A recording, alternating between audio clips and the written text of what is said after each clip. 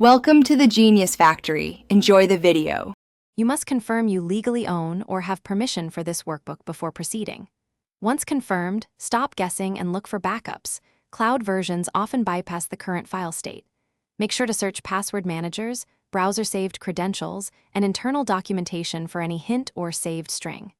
If the file is part of a company drive, contact your administrator immediately. They may have version history or recovery tools. These initial steps avoid risky, unauthorized techniques and preserve file integrity.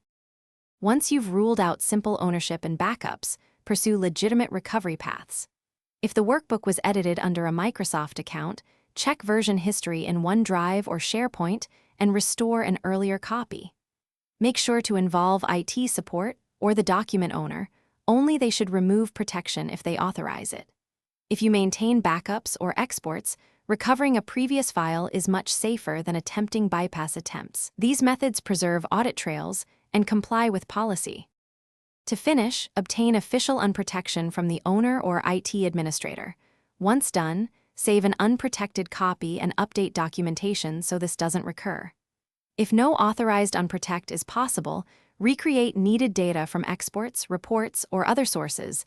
This is time-consuming but lawful. Make sure to maintain backups going forward. Troubleshooting tip. If the file appears corrupted or won't open, use built-in Excel repair or contact support.